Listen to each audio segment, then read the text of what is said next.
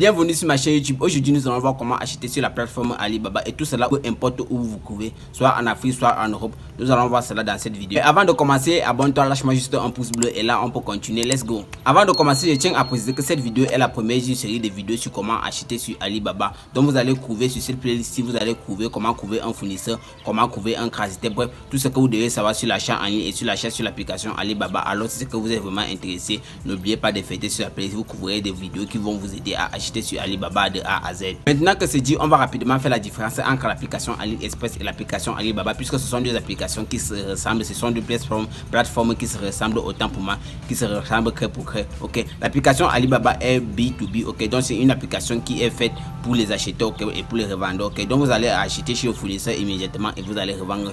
Alors que l'application AliExpress est plutôt faite pour la consommation. C'est pour ça que sur Alibaba, ok, il y a un montant, bon, bref, il y a une quantité minimum de commandes. Ok, le fournisseur, pour préciser que vous devez commander au minimum 50 pièces, alors que sur Alibaba les choses sont vendues en détail. Vous pouvez commander une pièce, vous pouvez commander 20 pièces, bref ça dépend. Vous pouvez commander à partir d'une pièce. Maintenant que vous avez la différence entre les deux plateformes, vous allez plus vous en. Et maintenant que tu connais la différence entre ces deux plateformes là, ok, maintenant nous allons voir comment on va faire pour acheter sur l'application Alibaba, sur la plateforme Alibaba. Ok, la meilleure chose pour toi ici sera en fait de créer un compte gratuit, ok, un compte Alibaba gratuitement. Ok, et pour cela il faut juste suivre cette étape-ci. Pour s'inscrire sur Alibaba, c'est très simple. Ok, ce que vous allez faire, c'est que vous allez appuyer ici. Ok, donc vous allez appuyer ici et vous allez voir cette barre orange là en haut, ok, où c'est écrit se connecter ou bien s'inscrire. Ok, donc vous allez juste appuyer sur se connecter ou bien s'inscrire et là vous allez choisir un moyen d'inscription ou bien un moyen de connexion. Ok, soit vous allez vous connecter par votre compte Apple ou vous allez vous connecter par votre compte Facebook ou bien se connecter par votre compte Google. Moi je vous conseillerais de vous connecter par votre compte Google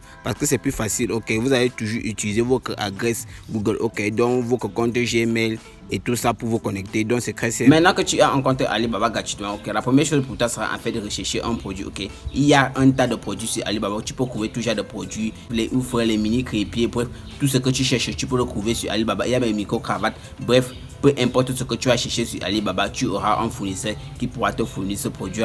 Et une fois que tu as trouvé le fournisseur, ok, bref, tu as trouvé le produit, il va te falloir regarder si le fournisseur est un fournisseur fiable, ok.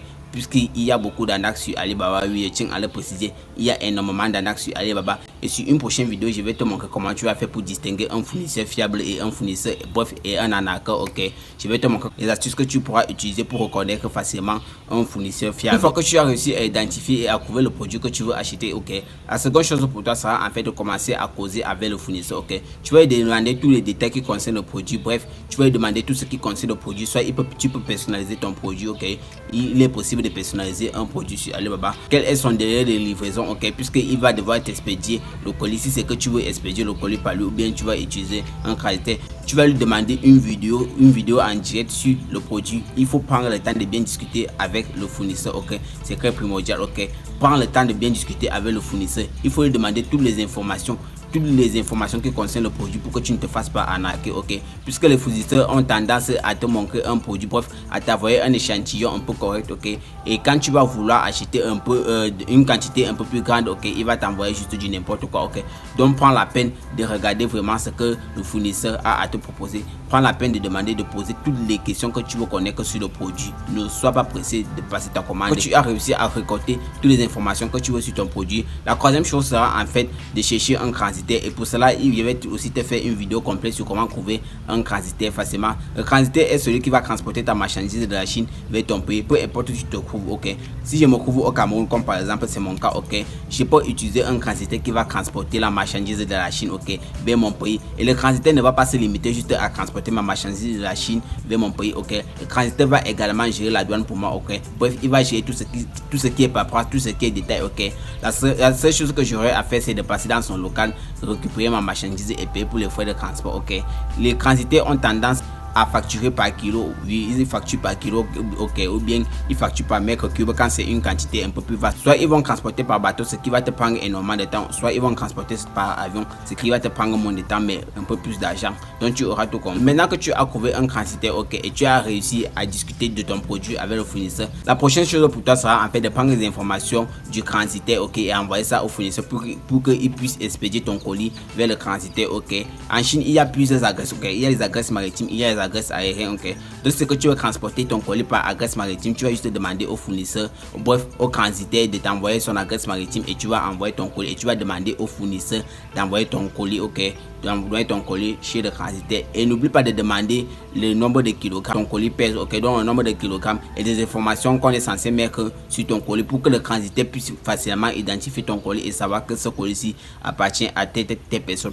Et maintenant que ton colis est prêt, ok, et que tu as l'adresse du transitaire que tu as réussi à envoyer au fournisseur, il va juste prendre ton colis et il va envoyer au transitaire. Elle va juste se charger de transporter ton colis vers ta destination. Et j'allais oublier, merde, oh mon dieu, j'allais oublier l'étape du paiement, une étape très cruciale, ok. Beaucoup de gens ne savent pas comment faire pour payer, ok, pour régler leur facture sur Alibaba, ok. Il y a deux manières, bref, il y a beaucoup de manières de régler leur facture sur Alibaba, ok. Soit tu vas régler par carte Visa, ok, soit tu vas régler par carte PayPal. Bref, il y a beaucoup de fournisseurs qui demandent d'envoyer l'argent par Western Union, mais cette méthode là je ne te la conseille pas, ok, puisque si c'est que tu envoies ton argent de Western Union, tu ne verras plus ton argent, c'est que c'est un arnaque, ok. Donc la meilleure chose pour toi sera en fait de payer vers l'application Alibaba, ok. Là ici c'est que tu te fais arnaquer, tu pourras réclamer ton argent à l'application Alibaba et tu vas te faire rembourser en intégralité, ok. Donc tu vas utiliser une carte Alibaba, ok. Moi j'utilise une carte UBA, ok, une carte UBA, mais tu peux utiliser n'importe quelle carte Mastercard ou bien une carte Visa, ok. Donc tu vas utiliser cette carte. Si c'est que tu te trouves en Afrique, moi je te conseille la carte prépayée. Bon, la carte prépayée UBA, c'est une carte qui est vraiment formidable, ok. C'est celle que moi j'utilise pour mes achats en ligne, ok. Et donc ce micro-cravate que j'utilise aussi, c'est crépé, bref, tout ce que j'utilise actuellement pour enregistrer cette vidéo, je l'ai commandé en Chine, ok. Donc tu vas juste utiliser cela, ok. Quand le fournisseur a déjà fini de rédiger ta commande, il va juste t'envoyer son lien de paiement et tu vas payer par l'application Alibaba. Tu vas entrer des informations de carte et tu vas payer, ok. Et là immédiatement il va prendre ton colis et il va envoyer chez le transitaire. Tu auras au plus 10 jours avant de recevoir ton colis. Bref, c'est ce que certains transitaires nous disent, ok. Donc tu auras 10 jours pour recevoir ton colis. Si c'est par voie aérienne ou bien par voie maritime, ça peut prendre énormément de temps, ça dépend aussi de ta destination. Alors cette vidéo est finie, j'espère qu'elle t'aura beaucoup aidé, ok. Si tu as besoin de d'autres informations sur l'achat en ligne, ok, je t'invite à regarder la cette playlist ici. Tu trouveras beaucoup de vidéos sur comment trouver un transitaire, comment trouver un fournisseur, et surtout n'oublie pas de t'abonner, activer la notification. Et là moi je te dis à la prochaine vidéo.